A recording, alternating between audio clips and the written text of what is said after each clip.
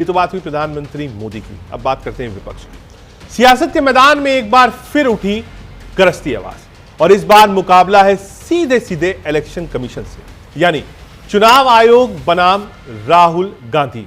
कहानी में ट्विस्ट तब आया जब राहुल गांधी ने चुनाव आयोग पर उठाए सवाल और आयोग ने कहा हद पार कर दी गई। इलेक्शन कमीशन कह रहा है हम निष्पक्ष हैं, संविधान के रक्षक हैं, और राहुल गांधी वो कह रहे हैं मैं डरता नहीं, लड़ता हूं।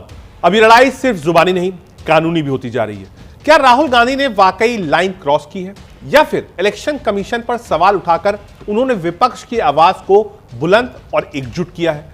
क्या ये लोकतंत्र की ताकत है या सत्ता और सिस्टम के बीच की सीधी टकरार है? इलेक्शन कमीशन बनाम राहुल गांधी की ये लड़ाई अब सिर्फ बयानबाजी की नहीं रह गई है, अब ये लड़ाई है नैरेटिव की, भरोसे की और उस लकीर की जहां जुबान और जिम्मेदारी आमने सामने है। तो आज की सबसे बड़ी सियासी जंग का मैदान तैयार है और हम लाए इसके हर पहलू बिना किसी पक्ष के, सिर्फ सच के साथ। बता दें, राहुल गांधी ने दावा किया पिछले लोकसभा चुनाव में करीब 100 सीट पर धांधली हुई है और अगर इनमें से 15 सीट पर भी धांधली नहीं हुई होती तो नरेंद्र मोदी आज देश के प्रधानमंत्री नहीं होते। लोकसभा में नेता प्रतिपक्ष ने कांग्रेस के विधि, मानवाधिकार और आरटीआई विभाग द्वारा आयोजित राष्ट्रीय विधिक सम्मेलन में इस बात के लिए दोहराया कि कर्नाटक के एक निर्वाचन क्षेत्र में मतदाता सूची में हेरफेर के जो सबूत मिले हैं वो एटम बम की तरह हैं। उन्होंने कहा कि अगले कुछ दिनों में इसका सबूत दिया जाएगा कि कैसे लोकसभा चुनाव में धांधली हुई। उनके नए दावे पर निर्वाचन आयोग की तरफ से फिलहाल कोई प्रतिक्रिया नहीं आई है। उन्होंने इस कार्यक्रम को संबोधित करते हुए कहा, आज प्रधानमंत्री पद पर बहुत ही साधारण बहुमत के साथ है। हमारा मानना है कि लोकसभा चुनाव में 70, 80 या फिर 100 सीट तक पर धांधली हुई है। यदि 15 सीट पर भी धांधली नहीं हुई होती तो मोदी भारत के प्रधानमंत्री नहीं होते। राहुल गांधी ने यह भी कहा, मैं बिना सबूत के कुछ नहीं बोल सकता, लेकिन अब मैं बिना किसी संदेह के कहता हूं कि हमारे पास सबूत है। उन्होंने कहा, इन सबूत के आधार पर देश को दिखा दिया जाएगा कि निर्वाचन आयोग की संस्था उस तरह काम नहीं कर रही है जैसा उसे करना चाहिए था और ये समझौते का शिकार हो चुकी है। कांग्रेस के शीर्ष नेता ने शुक्रवार को भी दावा किया था कि निर्वाचन आयोग वोट चोरी में शामिल है और इस बारे में उनके पास ऐसे पुख्ता सबूत हैं जो एटम बम की तरह हैं, जिसके फटने पर आयोग को कहीं छिपने की जगह नहीं मिलेगी। निर्वाचन आयोग ने उनके आरोपों को निराधार और निंदनीय करार दिया था। कहा कि अब कांग्रेस के पूर्व अध्यक्ष ने आयोग और उसके कर्मचारियों को धमकाना भी शुरू कर दिया, जिसके बाद इलेक्शन कमीशन राहुल गांधी को जवाब दिया। इलेक्शन कमीशन ने कहा, हम ऐसे बयानों को नजरअंदाज करते हैं। अब आपको बता रहे हैं, ये जो सियासी घमासान है, एक तरफ विपक्ष है, दूसरी तरफ चुनाव आयोग है। किस बात की लड़ाई है? राहुल गांधी कह रहे हैं हमारे पास एटम बम है, जब फटेगा तो इलेक्शन कमीशन को नहीं दिखेगा। हमारे पास 100% सबूत है, बीजेपी के लिए इलेक्शन कमीशन कर रहा है वोट चोरी, चुनाव आयोग वोट चोरी कर रहा है। इलेक्शन कमीशन ऐसे बयानों को नजरअंदाज करता है। किसी भी चिट्ठी, ईमेल से जानकारी नहीं हुई है अब तक, ये इसी ने कहा है। अब तक कोई शिकायत नहीं कि राहुल के तमाम आरोप बेबुनियाद हैं। इलेक्शन कमीशन ने यह भी कहा कि कर्मचारी पारदर्शिता के साथ काम कर रहे हैं। एक बार आपको सुनाते हैं, राहुल गांधी ने आज एक बार फिर इलेक्शन कमीशन पर सवाल कैसे उठाए। एफआईआर के मुद्दे पर विपक्ष द्वारा संसद को बाधित किया गया है और कल नेता प्रतिपक्ष ने फिर से एक अनर्गल बयान दिया है और उन्होंने कहा है कि चुनाव आयोग द्वारा वोट चोरी को लेकर उन्होंने सबूतों का एटम बम तैयार किया है, जो उनके पास है और किसी के पास नहीं है। ऐसा एटम बम उन्होंने तैयार किया है जो कि वह केवल उनके पास है और किसी के पास नहीं है।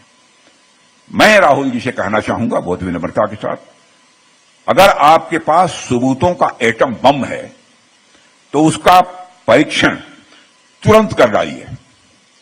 एटॉमिक टेस्ट तुरंत हो जाना चाहिए। सारे सबूत जनता के सामने रखिए, सारे सबूत जनता के सामने रखिए। मगर सच्चाई यह है कि उनके पास न कोई तथ्य है, न सबूत है। सनसनीखेज बातें करना उनकी पुरानी आदत है। Because the truth, my friends, is that the election system in India is already dead. Please remember one thing. The Prime Minister of India is the Prime Minister of India with a very slim majority. If 10, 15 seats were rigged, and we suspect actually the number is much closer to 70, 80, 100. If 15 seats were rigged, he would not be the Prime Minister of India. And we are going to prove to you, in the coming few days, we are going to prove to you without any doubt in the coming few days how a Lok Sabha election can be rigged and was rigged. So, it's very clear that the institution that holds this, that protects this, that holds this, that defends this, has been obliterated.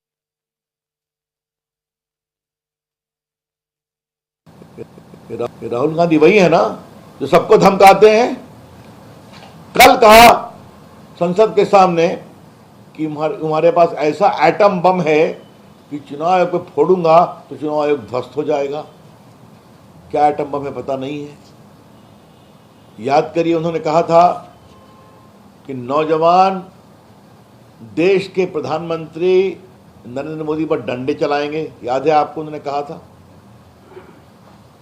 और उन्होंने कहा था कि मैं जब एक बार बोलूंगा तो संसद हिलेगी। याद है ना। तो धमकाना, हड़काना, लोगों को डराना, ये तो राहुल गांधी की फितरत है ना। जो एक संवैधानिक संस्था पर इस तरह के अनर्गल आरोप लगा सकते हैं कि मेरे पास एटम बम है, हम फोड़ देंगे।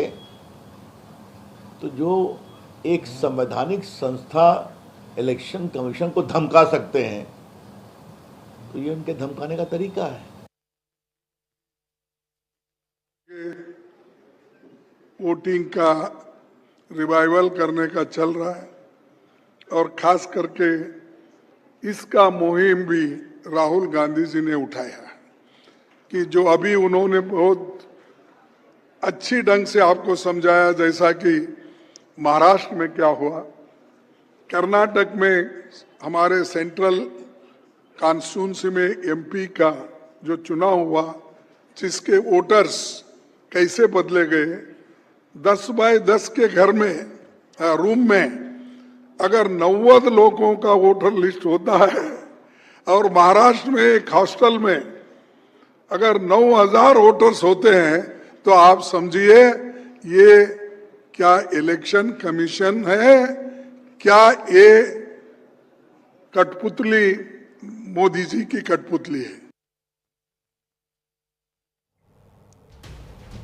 ये लड़ाई थी दिल्ली में, जहां राहुल गांधी ने आज फिर इलेक्शन कमीशन को आड़े हाथों लिया। कुछ ऐसी ही तस्वीर बिहार में भी थी, जहां तेजस्वी यादव ने मोर्चा संभाला इलेक्शन कमीशन के खिलाफ। क्या कुछ कहा, क्या कुछ प्रतिक्रिया आई इलेक्शन कमीशन की, बताएंगे आपको छोटे से ब्रेक के बाद।